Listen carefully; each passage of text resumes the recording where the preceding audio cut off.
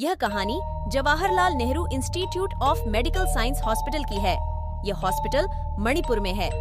इस हॉस्पिटल में बहुत सी अफवाहें सुनने में आ रही थीं। इन अफवाहों के अनुसार यह जगह भूतिया है। कहा जाता है कि हॉस्पिटल के वॉशरूम और कॉरिडोर में रात के समय जाना सही नहीं है। गीता नाम की एक नर्स हाल ही में हॉस्पिटल में ज्वाइन की थी। वह रात को हॉस्पिटल में एक ही मरीज की देखभाल कर रही थी। तभी अचानक कॉरिडोर से किसी की रोने की आवाज आई। उसने सोचा, इतनी रात को कौन रो रहा है? वह जल्दी से कॉरिडोर में जाकर देखा।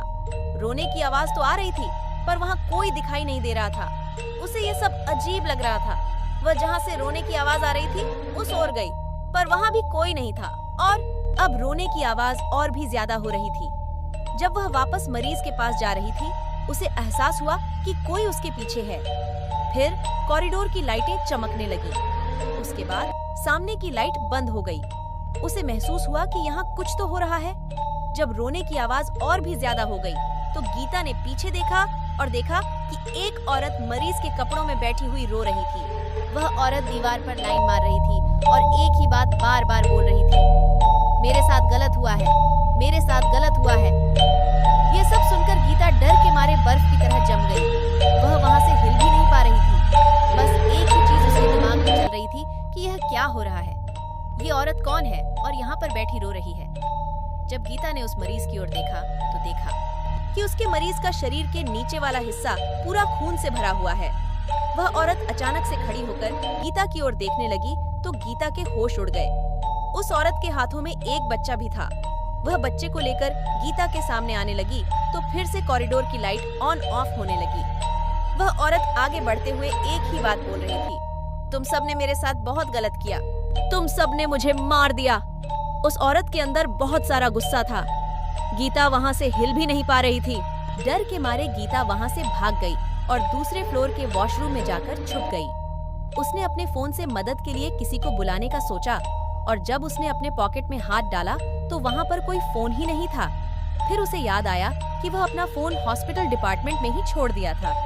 फिर गीता डर के मारे उस वॉशरूम में कुछ देर तक छिपी रही, क्योंकि बाहर जाने से उसे उस भयानक औरत से मुखामुखी होनी पड़ सकती थी।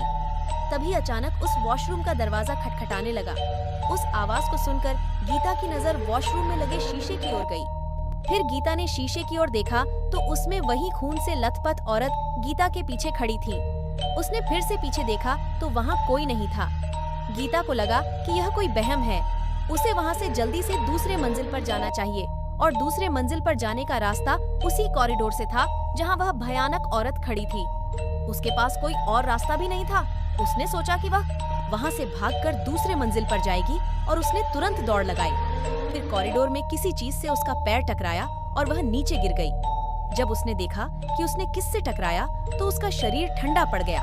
जब उसने नीचे देखा तो वह भयानक औरत नीचे पड़ी हुई थी और गीता डर से बेहोश हो गई। जब अगले दिन वह होश में आई तब उसने देखा कि वह उसी हॉस्पिटल में मरीज के रूप में पड़ी थी। वहाँ कुछ नर्स उसके साथ बैठी थीं। उसने हालतें नर्सों को सुनाई, लेकिन उन्हें उस पर विश्वास नहीं हुआ। उन्होंने कहा कि वह अपने काम की वजह से अपनी सेहत का ध्यान नहीं रखती। अगले दिन जब गीता अकेली थी तो एक बूढ़ी नर्स आई और उसने कहा कि वह गीता की बातों पर विश्वास करती है। वही हॉस्पिटल में अनीता नाम की औरत जो गीता को ये दिखाई दी थी, 20 साल पहले गर्भवती होने के कारण मर गई थी।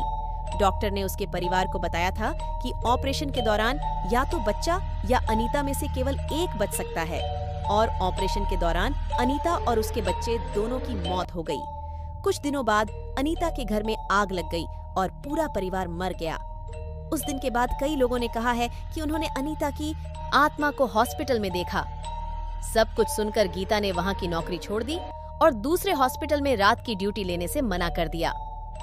आपको क्या लगता है, क्या यह घटना सच है? इस भयानक कहानी के बाद हम सबको यह समझने की कोशिश करनी चाहिए कि कहीं हमारे समझ से बाहर कुछ ऐसा तो नहीं है जो हम नहीं जानते। इस हॉस्पिटल के में सभी लोगों को पता चल गई कि यह हॉस्पिटल भुतहा है।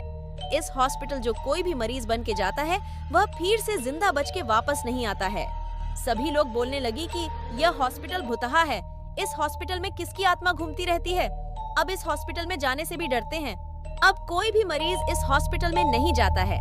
जब से ये बात चली है कि इस हॉस्पिटल में किसी की आत्मा घूमती है, कोई भी मरीज इस हॉस्पिटल में नहीं आता है।